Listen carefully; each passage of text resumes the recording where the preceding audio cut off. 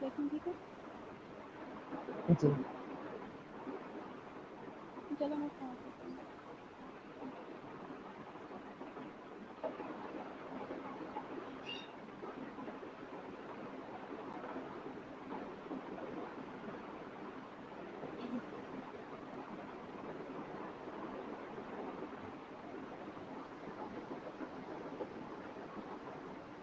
السلام علیکم ورحمۃ اللہ وبرکاتہ.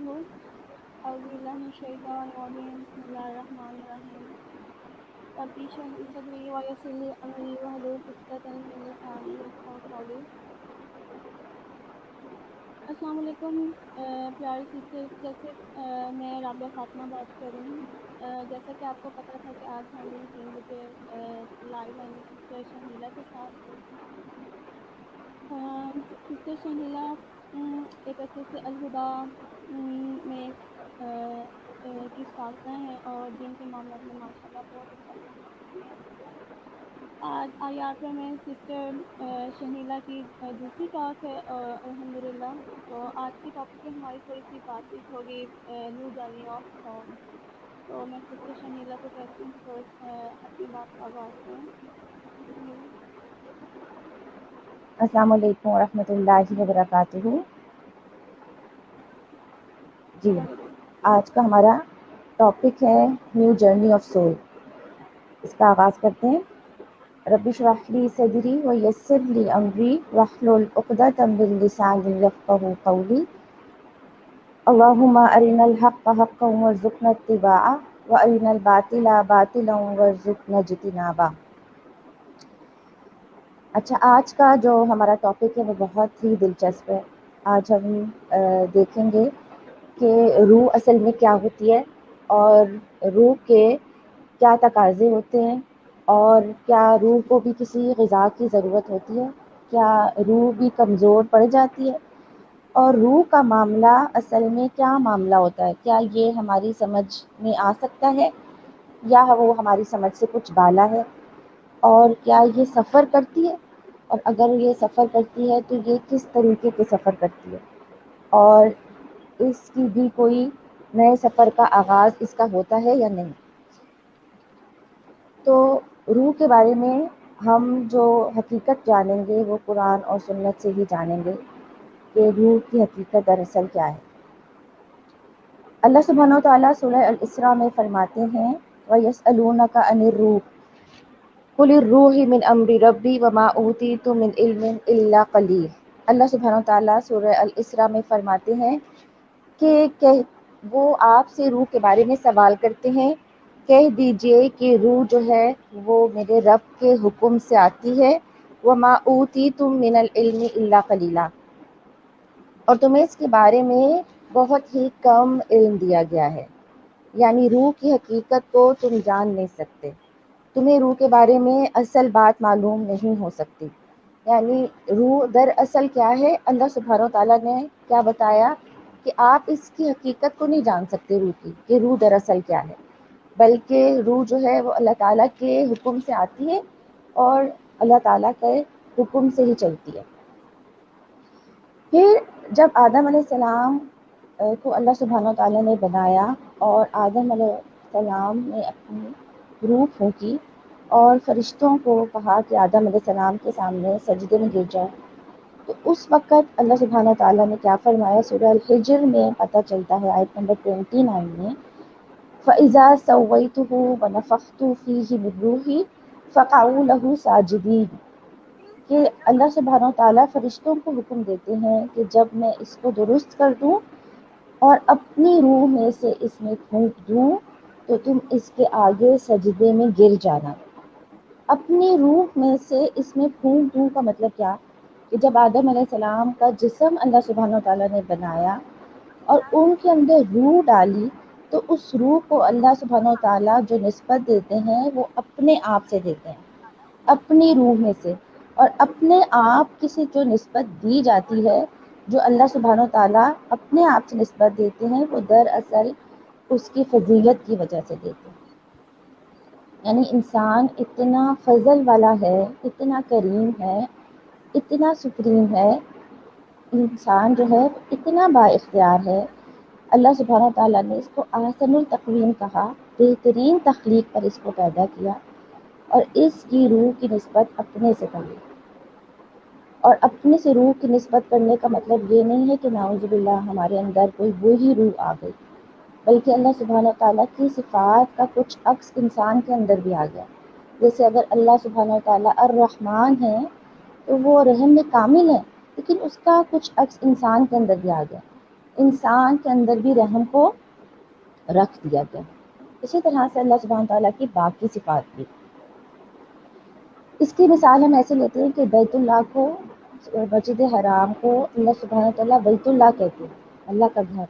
اب وہاں پہ اللہ سبحانہ تعالیٰ رہتے نہیں ہیں، لیکن اس کی فضیلت کی وجہ سے اللہ سبحانہ تعالیٰ اس کو اپنی طرف نسبت دے دیتے ہیں کہ یہ بیت اللہ ہے۔ تو روح اصل میں کیا ہوتی ہے کہ جب وہ جسم کے ساتھ جڑ جاتی ہے تو وہ ایک انسان بن جاتی ہے۔ انسان میں جب جسم ہوتا ہے اور ساتھ روح مل جاتی ہے تو انسان مکمل ہو جاتا ہے، اور جب یہ یونٹی جسم کی اور روح کی ختم ہو جاتی ہے تو اس کا مطلب ہے کہ انسان کو موت آ جاتی ہے۔ اب ہم یہ دیکھیں گے کہ روح جو ہے وہ کیا انسان کی دنیا میں ہی ہوتی ہے یا اس سے پہلے بھی روح موجود تھی، اور یا اس کے بعد بھی روح ہوگی؟ تو روح ایک مسلسل سفر کا نام ہے، اور روح جو ہے وہ مسلسل ایک سفر میں رہتی ہے۔ کس سفر میں رہتی ہے؟ کہ جب ہم پیدا نہیں بھی ہوئے تھے لیکن ہماری روحوں کو اللہ سبحانہ تعالیٰ نے تخلیق کر لیا تھا۔ جب آدم علیہ السلام کی تخلیق کی تو اللہ سبحانہ تعالیٰ نے ان کی پشت سے تمام پیدا ہونے والے انسانوں کی روحوں کو نکالا، اور عالم ارواح میں اللہ سبحانہ تعالیٰ نے ان سے عہد لیا۔ اس عہد کا ذکر سورہ الاعراف میں ہوتا ہے، آیت نمبر 172 میں۔ اس ذکر میں اللہ سبحانہ تعالیٰ بتاتے ہیں کہ کس طرح سے آدم علیہ السلام کی پشت سے روحوں کو نکال کر ان سے کیا پوچھا گیا۔ احادیث سے ہمیں پوری ڈیٹیلز پتہ چل جاتی ہے۔ قرآن پاک کیا کہتا ہے سورہ الاعراف میں کہ تمام روحوں کو سے پوچھا گیا، الستو بربکم، کیا میں تمہارا رب نہیں ہوں؟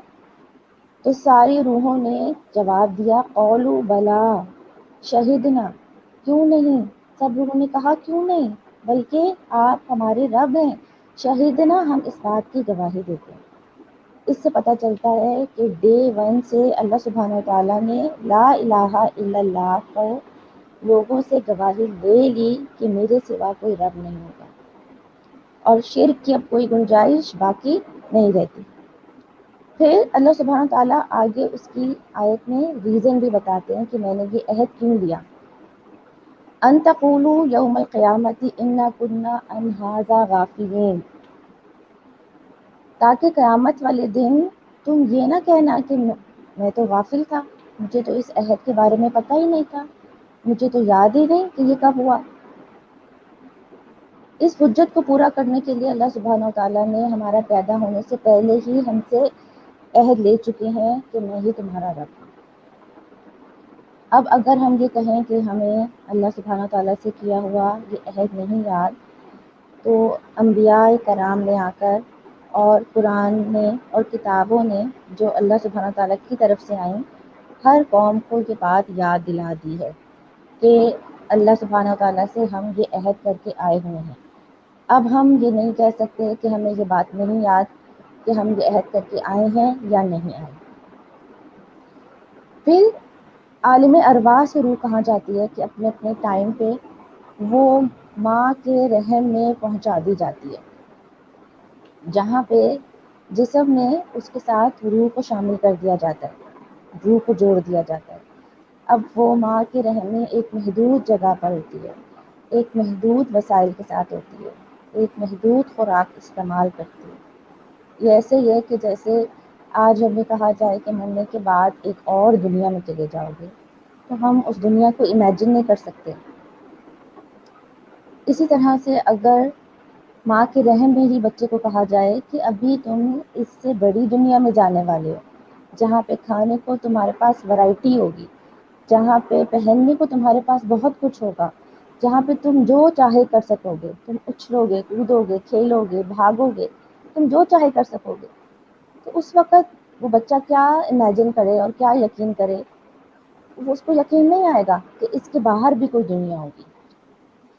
پھر جسم اور روح جو ہے وہ اس دنیا میں آ جاتے ہیں، اور اس دنیا میں آنے کے بعد ان کو اللہ سبحانہ وتعالیٰ وسیع اختیارات دے دیتے ہیں، محدود جگہ سے ایک وسیع جگہ میں آ جاتے ہیں. پھر اس کے بعد وہ سلسلہ چلتا ہے جب تک اللہ سبحانہ وتعالیٰ چاہتے ہیں، اور موت کے وقت جسم سے روح کو الگ کر لیا جاتا ہے. جیسے کہ قرآن پاک میں بارہا آیا ہے، کل نفس ذائقۃ الموت، ہر نفس نے موت کا ذائقہ چکھنا ہے. تو اب یہ تعلق جو ہے وہ جسم کے ساتھ ختم ہو جاتا ہے. جسم کو مٹی کے نیچے دبا دیا جاتا ہے اور جسم مٹی کے ساتھ ہی مٹی مل جاتا ہے، بن جاتا ہے.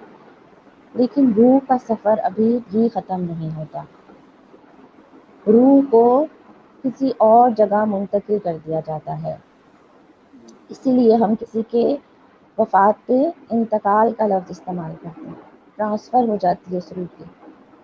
اب ہمیں احادیث سے پتہ چلتا ہے کہ وہ روح جو ہے وہ برزخ میں چلی جاتی ہے. اور قرآن پاک اور احادیث دونوں سے پتہ چلتا ہے کہ برزخ میں 2 قسم کے ٹھکانے ہیں، علیجین اور سجین. علیجین میں نیک لوگوں کے اعمال نامے اور نیک لوگوں کی روحوں کو رکھ دیا جاتا ہے، اور سجین میں برے لوگوں کے اعمال نامے اور برے لوگوں کی روحوں کو رکھ دیا جاتا ہے. اب یہ تو تھا ہماری روح کا سفر.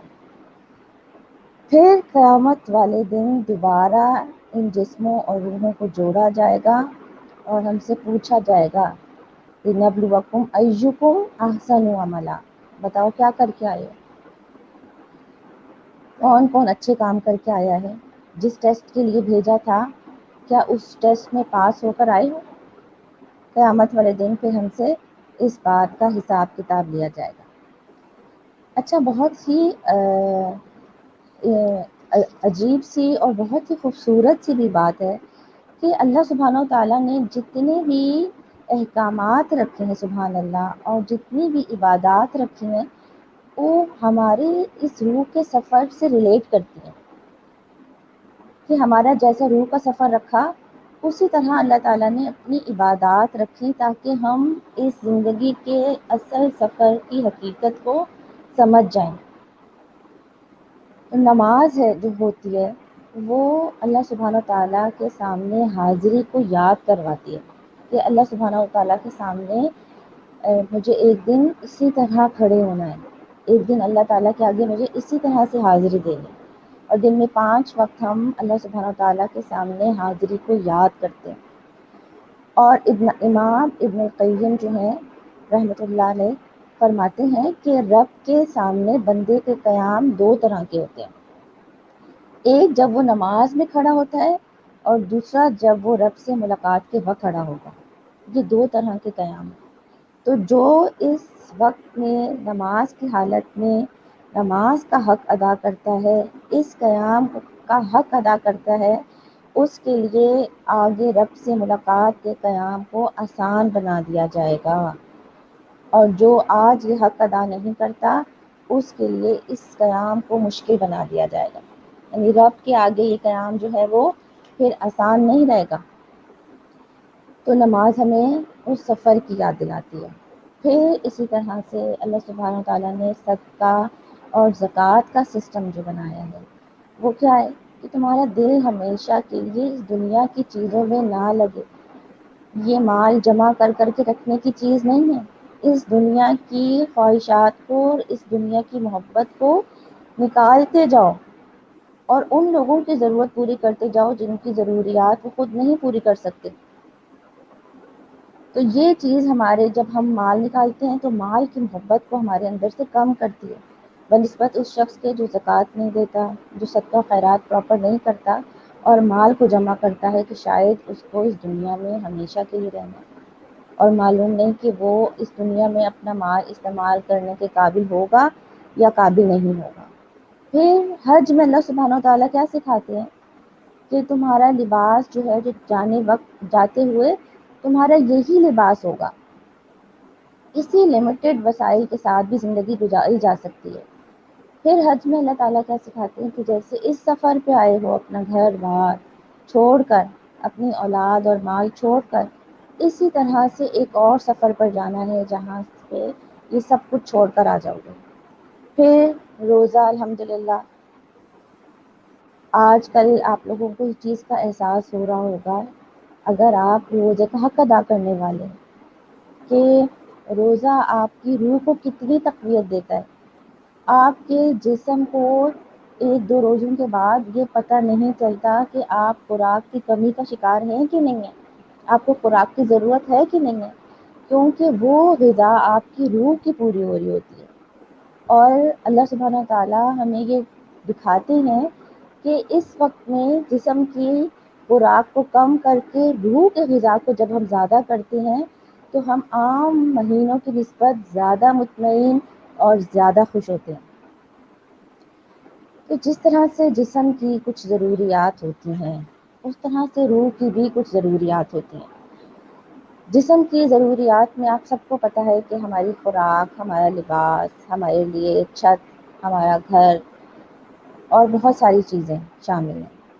اور جسم میں اگر کوئی بیماری پیدا ہو جاتی ہے تو ہم اس کے ٹیسٹ کرواتے ہیں، کبھی کیلشیم کی کمی ہو جاتی ہے، کبھی وائٹامنس کی کمی ہو جاتی ہے، پھر وہ دوا لے کے ہم ان کمی کو پورا کرنے کی کوشش کرتے ہیں۔ اسی طرح سے اگر ہمارے بال کٹنگ مانگ رہے ہیں تو ہم ان کی کٹنگ کرواتے ہیں، جلد خراب ہو گئی ہے تو فیشیل کرواتے ہیں، اور اپنے آپ کو ایک رینیو کر کے چینج کر کے بہت خوش ہوتے ہیں۔ اگر کوئی بیمار ہے وہ تندرستی کی طرف جائے گا تو اسے بہت خوشی ہوگی نئے کپڑے پہن کر۔ اور ابھی عید کی تیاریوں میں ہم اپنا کتنا مال اور وقت لگاتے ہیں، کیوں؟ کیونکہ ہمیں وہ چینج چاہیے، اس کی خوشی چاہیے۔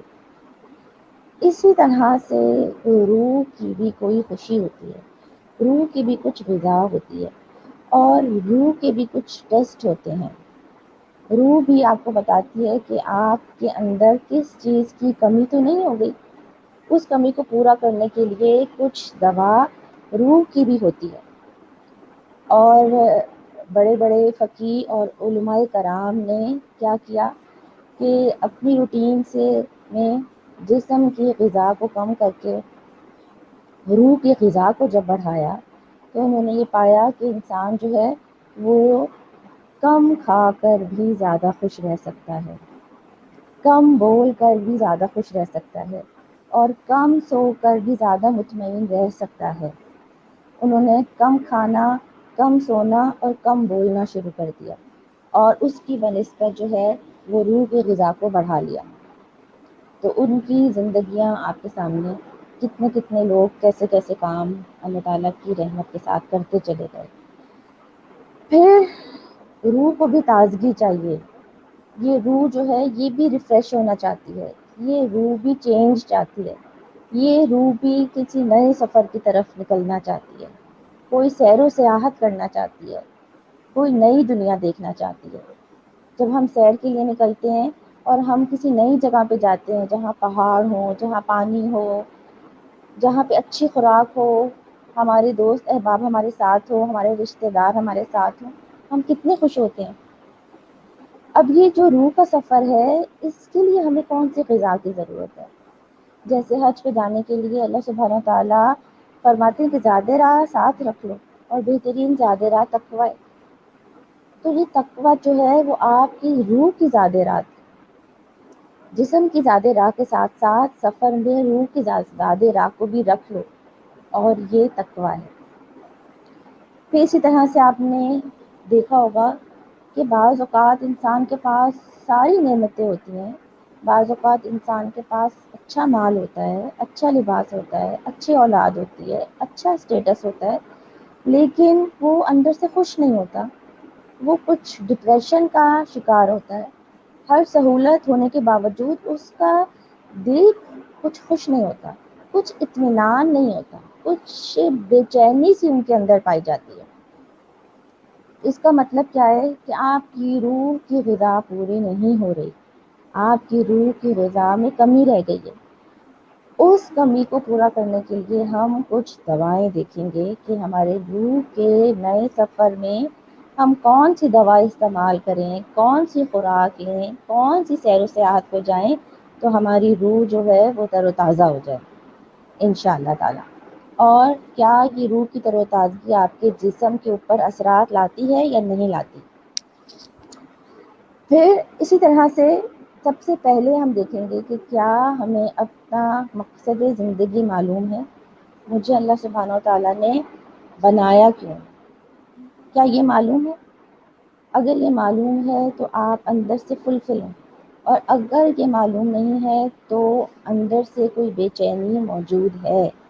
آپ دیکھیں کہ سنت میں کیا پتہ چلتا ہے کہ اللہ کے رسول صلی اللہ علیہ وسلم جو تھے وہ تہجد کے وقت جب اٹھتے تھے تو اٹھتے ساتھ ہی وہ سورہ آل عمران کی آخری چند آیات کی تلاوت فرماتے تھے، اور آپ صلی اللہ علیہ وسلم اس تلاوت میں ہمیں پتہ چلتا ہے کہ اس تلاوت کا تھیم کیا تھا، کہ آیات میں اللہ سبحانہ وتعالیٰ فرماتے ہیں الذین یذکرون اللہ قیاما وقعودا وعلی جنوبہم یتفکرون فی خلق السماوات والارض۔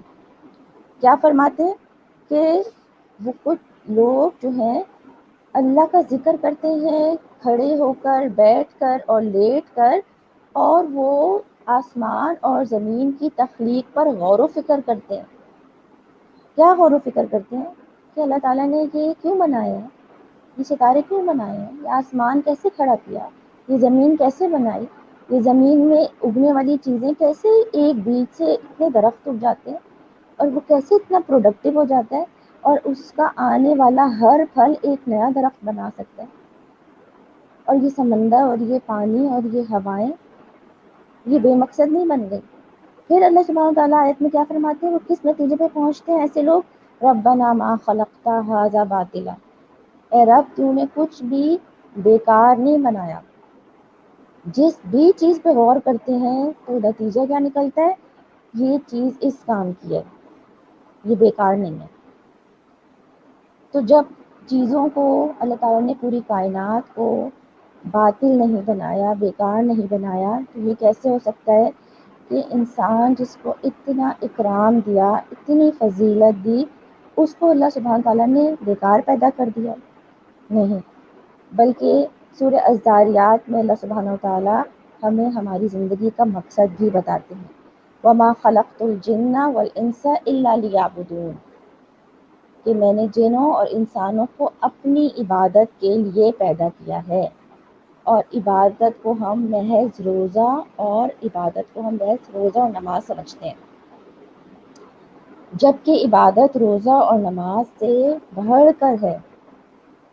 عبادت حقیقت میں کیا ہے کہ آپ کا ہر قول اور آپ کا ہر عمل جو اللہ کو راضی کر دے، چاہے وہ ظاہر ہو چاہے وہ باطن ہو۔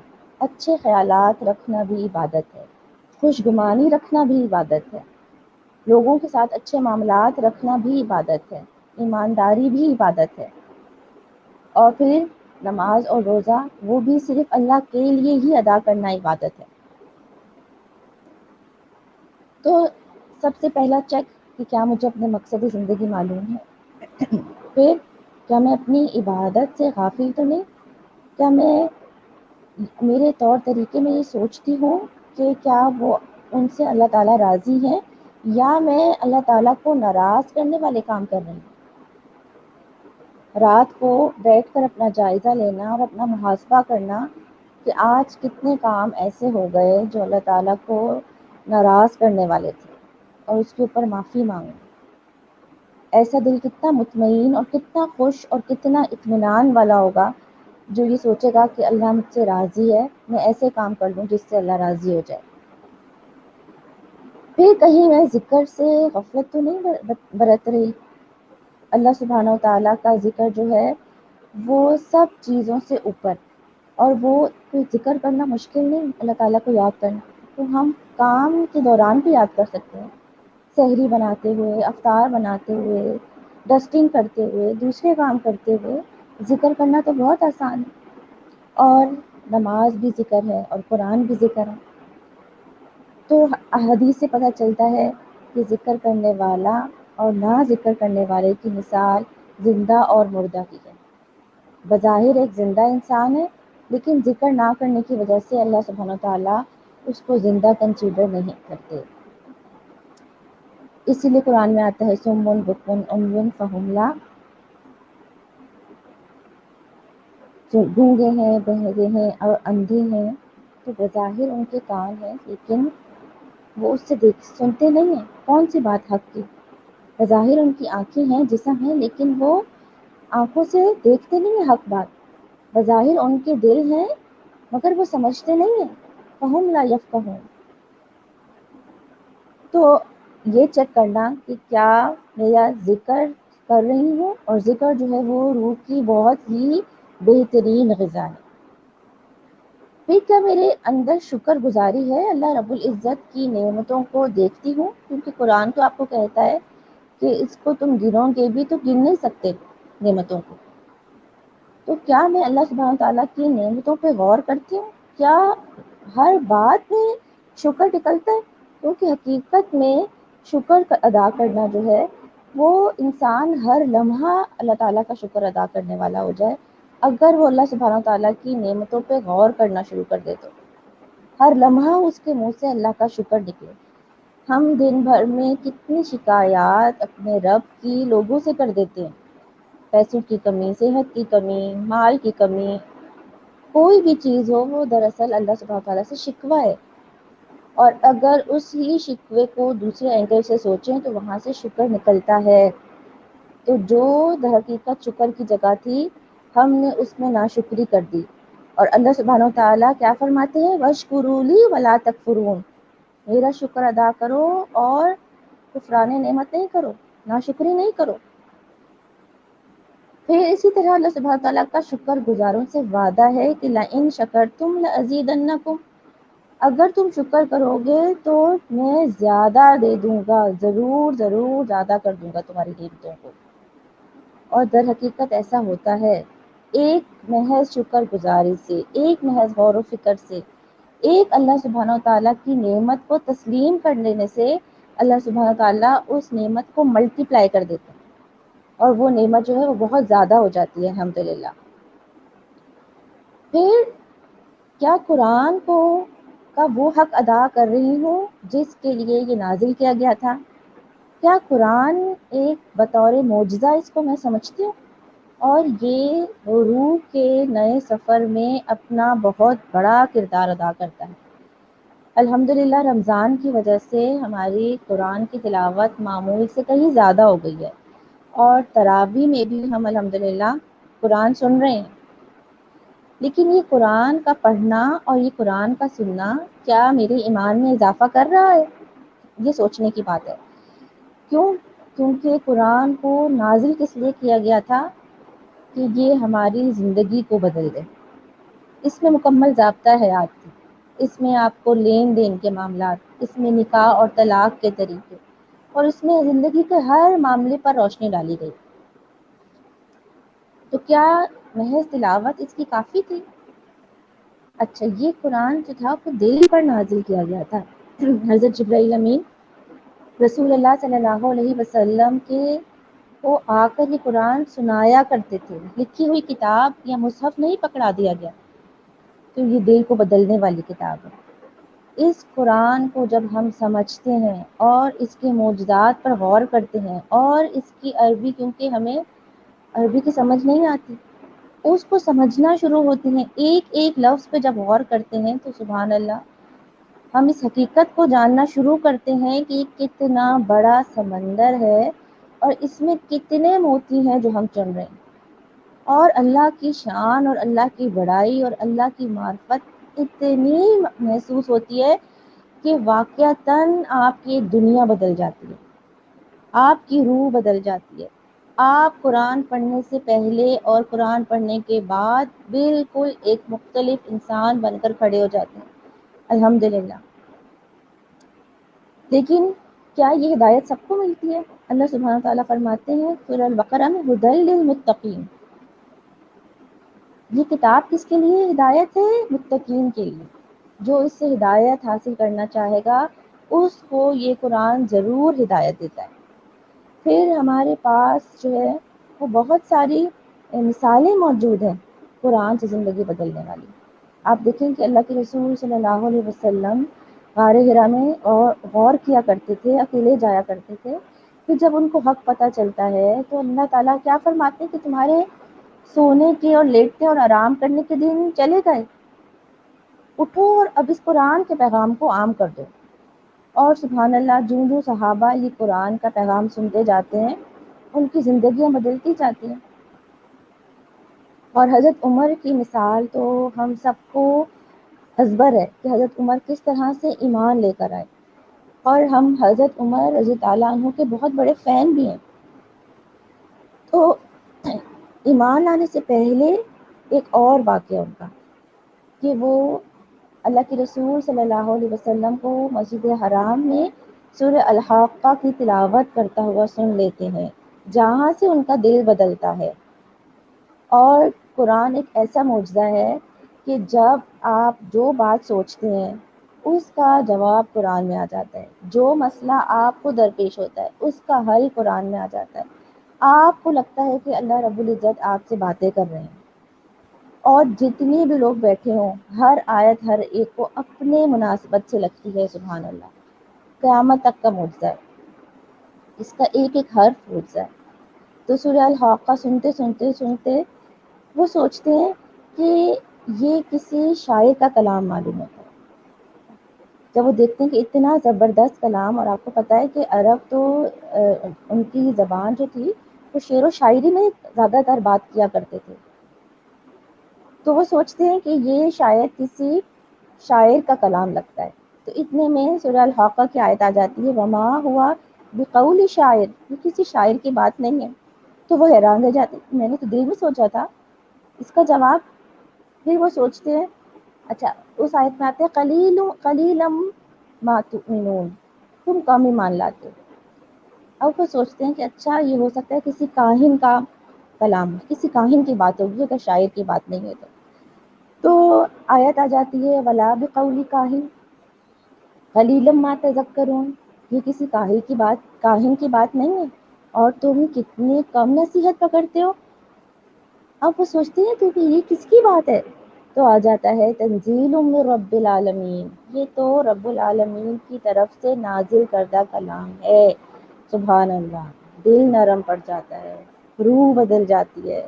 اور اس روح کے بدلنے کے بعد آپ دیکھتے ہیں کہ پہلے اسلام کے کتنے بڑے دشمن تھے اور پھر وہ اسلام کے کتنے بڑے محافظ بن جاتے ہیں، اسلام کو کس قدر پھیلانے والے بن جاتے ہیں. بظاہر تو جسم وہی تھا، کیا چیز بدلی؟ وہ کیا چیز بدلی کہ جس سے ان کے جسم کے طور طریقے بھی بدل گئے، ان کی روح. اور ان کی روح جو ہے وہ قرآن سے بدلی. اور صرف حضرت عمر کی نہیں بلکہ ہر وہ شخص جو قرآن کو سمجھنے کے لیے اپنے دل کھول دے گا، اس کا حق ادا کرنے کے لیے، اس سے نصیحت پکڑنے کے لیے اپنے آپ کو بالکل تیار کر لے گا. ہر اس کے لیے اللہ سبحانہ و تعالیٰ یہ راستے آسان کر دیتے ہیں. اور ایمان والوں کو ہی اللہ تعالیٰ قرآن پاک میں کہتے ہیں یا ایھا الذین آمنوا آمنو،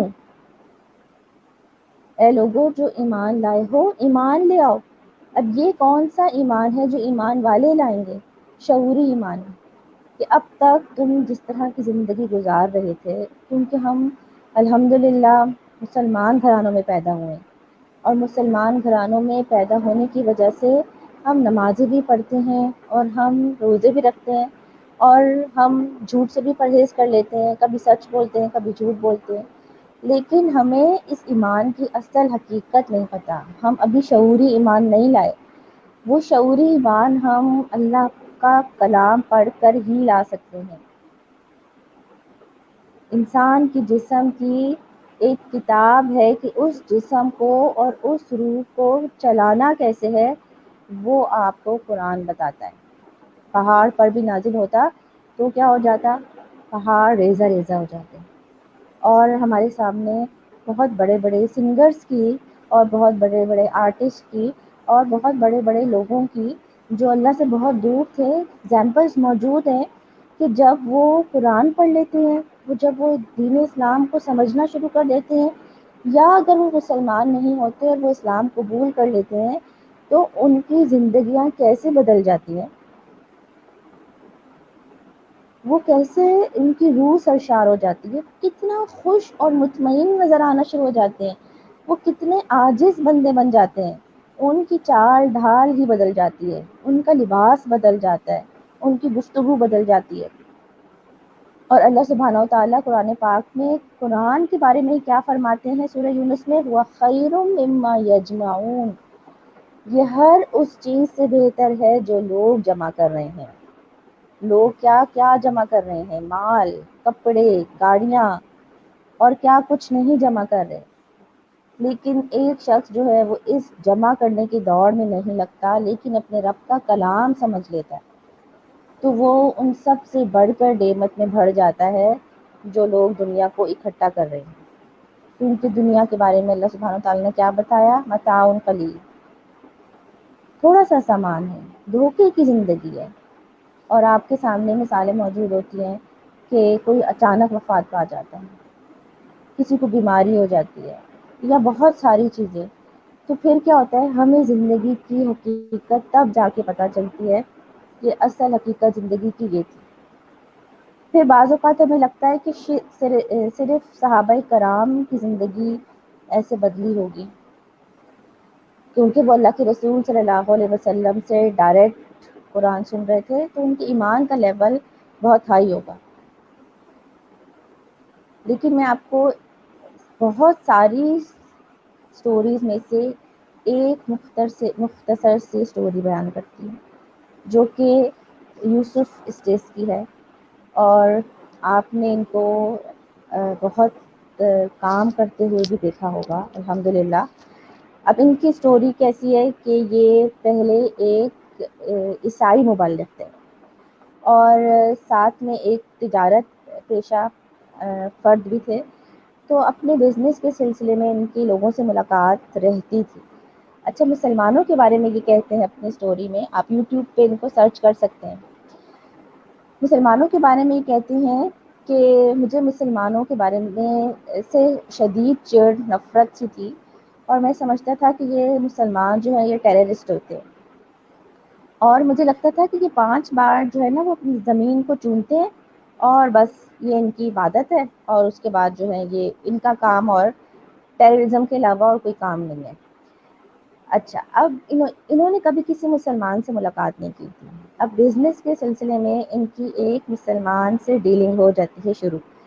اب جب ان سے ملاقات ہوتی ہے تو یہ دیکھتے ہیں کہ ان کا حلیہ بہت ہی مناسب اور بہت ہی اچھا ہوتا ہے، اور داڑھی بھی کوئی اتنی زیادہ بڑی نہیں ہوتی، اور دیکھنے میں وہ بہت اچھے مہذب انسان معلوم ہوتے ہیں۔ تو یہ کہتے ہیں کہ دیکھ کر مجھے لگا کہ یہ ایک اچھا انسان ہے، اس کو عیسائی بنایا جا سکتا ہے۔ اچھا، پھر ان کے ساتھ ساتھ رہنا شروع کیا تو وہ دیکھتے ہیں کہ یہ 5 وقت کی نماز کے گیپ لیتے ہیں، اور جمعے کی نماز کے لیے 2 گھنٹے کا گیپ لیتے ہیں، اور جا کے کسی مسجد میں جمعہ ادا کرتے ہیں، اور معاملات میں بہت آنیسٹ ہیں، بات کرنے میں بہت اچھے اور بہت سچے۔ تو وہ ان کی شخصیت سے بہت زیادہ متاثر ہوتے ہیں اور ان پر کام شروع کر دیتے ہیں کہ میں ان کو اپنے مذہب میں لے آتا ہوں۔ تھوڑی بہت ڈیبیٹس کرتے ہیں وہ ان کے ساتھ، تو ایک دن وہ ان کو کہتے ہیں کہ تم اتنے اچھے ہو، تم ہمارا مذہب جوائن کر لو۔ تو وہ مسلمان شخص ان کو کہتے ہیں کہ ٹھیک ہے، اگر تمہارا مذہب میرے مذہب سے زیادہ اچھا ہوا تو میں تمہارا مذہب قبول کر لوں گا۔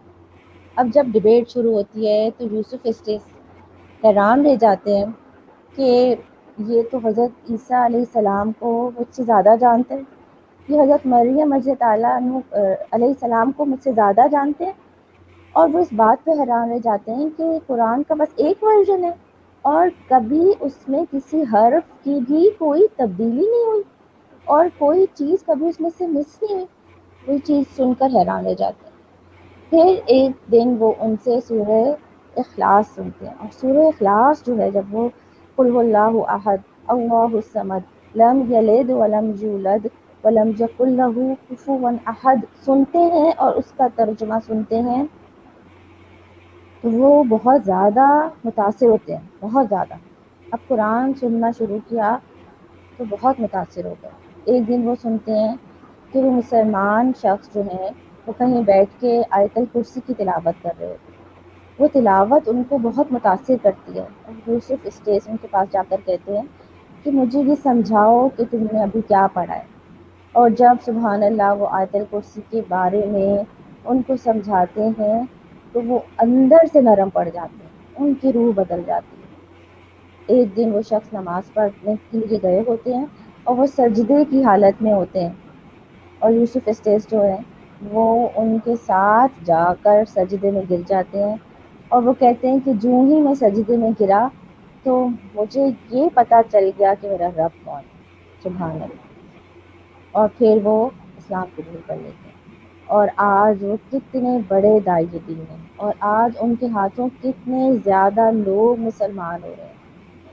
کس مسلمان کو یہ ان کی محنت کی بھی سارے صلے ان کے ساتھ ساتھ کس مسلمان کو بھی مل رہے ہیں, جس کا اخلاق, جس کا ایمان, ایمانداری, جس کی عبادات اور جس کا اپنے دین کے اوپر عبور اتنا تھا کہ اس نے خود سے دعوت نہیں دی بلکہ لوگ اس کے پاس پوچھنے کے لیے آئے, اور اس کے ذریعے سے جو شخص مسلمان ہوا وہ کتنا پروڈکٹیو ثابت ہوا.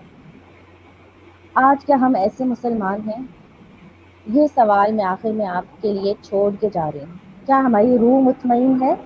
کیا اگر ہم سے کوئی ملتا ہے اور اسلام کے بارے میں پوچھتا ہے تو کیا ہم اس کو اسلام کے بارے میں کچھ آگاہی دے سکتے ہیں؟ کیا اپنے رب کا تعارف کرا سکتے ہیں؟ اور کچھ نہیں تو کیا ہم کسی کو سورہ الاخلاص پڑھا سکتے ہیں؟ کیا ہم کسی کو سورہ الاخلاص ہی سمجھا سکتے ہیں؟ کیا ہمارا روح کا نیا سفر شروع کرنے کا وقت آ گیا ہے؟ کیا یہ جرنی ہمیں بھی اڈاپٹ کر لینی چاہیے؟ کیا میں خود اپنے رب کو پہچانتی ہوں؟ اس رمضان کچھ ایسا کریں کہ آپ کو اپنے رب کا حقیقی تعارف ہو جائے, اور کچھ ایسا کریں کہ دوسروں کو بھی ہم سے فائدہ اٹھانے والے لوگ بن جائیں. اللہ تعالیٰ ہم سے بہترین کام لے لیں, اور اللہ تعالیٰ ہم سے ہر وہ کام لے لیں جس سے اللہ سبحانہ و تعالیٰ راضی ہوتے ہوں, اور ہر اس کام کو کرنے سے اللہ تعالیٰ ہمیں بچا لیں کہ جس میں اللہ سبحانہ و تعالیٰ کی ناراضگی شامل ہے, اور یہ روح کا سفر ہمیں جنت تک لے جائے انشاءاللہ تعالیٰ. وما علینا الا البلاغ. سبحانک اللہم و بحمدک اشہد ان لا الہ الا انت استغفرک و اتوب الیک.